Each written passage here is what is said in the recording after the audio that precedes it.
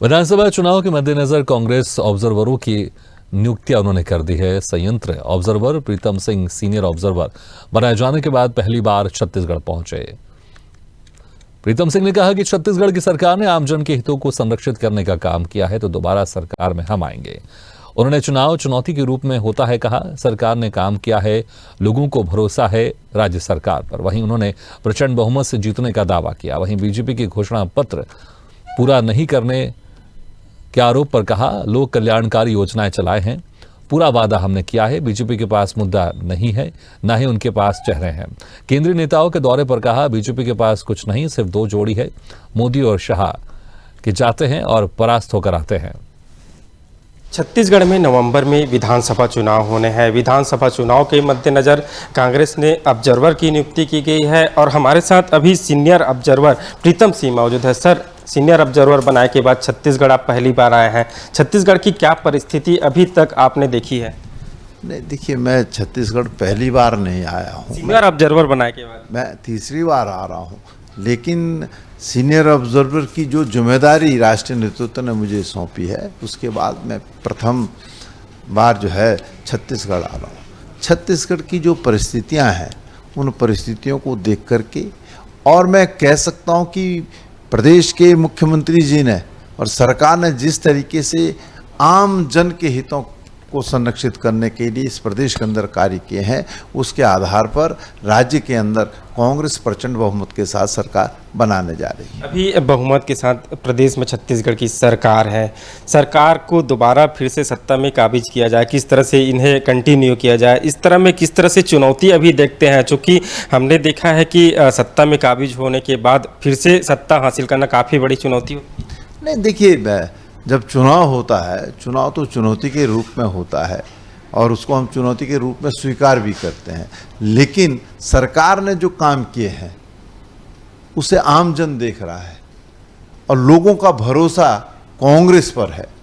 और इस राज्य की जो स्थिति है, इस राज्य में अनुसूचित जाति जनजाति के लोगों को आरक्षण देने का काम अगर किसी ने किया है तो कांग्रेस ने किया है, और इसके साथ साथ उनके हितों को सुनिश्चित करने के लिए, उस वर्ग के विकास को गति देने के लिए केंद्र में जब कांग्रेस की सरकार थी तद अनुसार वो सारे कार्यक्रम चल रहे हैं, और राज्य सरकार ने निश्चित रूप से उन कार्यों को और तेजी के साथ, मजबूती के साथ आगे बढ़ाने का काम किया है। तो हम जीतेंगे और प्रचंड बहुमत के साथ जीतेंगे। आपने भरोसे की बात की, भरोसे का सम्मेलन भी जो है राज्य सरकार कर रही है, लेकिन दूसरी तरफ विपक्ष की बात करें तो वो लगातार राज्य सरकार पर आरोप लगा रही है कि घोषणा पत्र में बड़े बड़े वादे किए थे, लेकिन घोषणा पत्र के वादे पूरे नहीं किए। उनके जो मुख्यमंत्री अलग बयान देते हैं, उनके उप मुख्यमंत्री अलग बयान देते हैं। वही सबसे बड़ी बात की जाए शराबबंदी का वादा करके आए थे, लेकिन अब चुनाव आने वाले हैं, लेकिन अब तक शराबबंदी में कोई कदम सरकार ने नहीं उठाया। देखिए, राज्य सरकार ने इस प्रदेश के लोगों को आगे बढ़ाने के लिए, उनके हितों का ध्यान रखते हुए लगभग 60 कल्याणकारी योजनाएं जो है इस सूबे के अंदर चलाई है। भाजपा के पास कहने के लिए कुछ नहीं है, ना उनके पास चेहरा है इस प्रदेश के अंदर और ना ही वो कुछ कह सकते हैं। कांग्रेस ने जो वादे किए उनमें से अधिकांशतः मैं कह सकता हूँ 99% वादे जो है पूरा करने का काम किया है। तो जो सरकार 99% कार्य जो किए हैं, जो वादे किए, उसको पूरा करने का काम करती है। तो जनता का भरोसा कांग्रेस पर है और कांग्रेस जो है आम जन के साथ खड़ी है। शराबबंदी को लेकर कुछ किया नहीं? देखिए, शराबबंदी जो है राज्य सरकार ने यहाँ की स्थितियों को देखते हुए तदनुसार निर्णय लिया होगा। चुनाव में बाकी कुछ ही समय बाकी है। अब हम देख रहे हैं कि बीजेपी के जो शीर्ष नेतृत्व है वो लगातार छत्तीसगढ़ आ रहे हैं। जो कमान जो है अमित शाह खुद संभाल कर रखे हुए हैं। इनके पास है ही कुछ नहीं है। जिस राज्य में भी चुनाव होते हैं तो दो लोगों की जोड़ी है, वो जोड़ी जाती है और परास्त होकर के आती है। कर्नाटक के अंदर डबल इंजन की सरकार थी, कहने के लिए कुछ नहीं था भाई। उपलब्धि गिनाते कि डबल इंजन की सरकार है, ये हमने उपलब्धि कर्नाटक को दी है, वो कुछ नहीं बजरंगबली को लिया है। ये तो हमेशा इस बात का प्रयास करते हैं कि जो सद्भाव बना हुआ है उस सद्भाव को हम कैसे बिगाड़ें, ये काम इनका है। तो छत्तीसगढ़ की सरकार ने, भूपेश बघेल जी ने, तमाम कांग्रेस के लोगों ने जो सद्भाव बनाया है, उस सद्भाव को भाजपा की ये जोड़ी नहीं तोड़ पाएगी।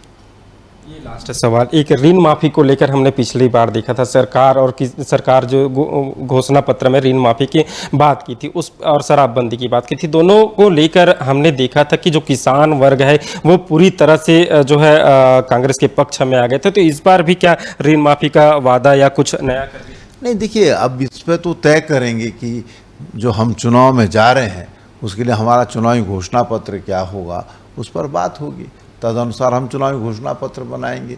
और मैं आपको याद दिलाना चाहता हूँ, इस देश के इतिहास में डॉक्टर मनमोहन सिंह जी ने 72,000 करोड़ का पैकेज देकर के किसानों का ऋण माफ़ किया था। ये जुमलेबाजों की सरकार है। आप देश के प्रधानमंत्री से क्यों नहीं पूछते कि उन्होंने भी कहा था हम ऋण माफ़ करेंगे? उन्होंने कहा था कि 2022 तक किसानों की आय दुगुना हो जाएगी, हुई? ये तो छत्तीसगढ़ की सरकार थी, जिस छत्तीसगढ़ की सरकार ने किसानों को मजबूत करने का काम किया है। तो आप निश्चिंत रहिए, जो वादे करेंगे उसे पूरा भी करेंगे।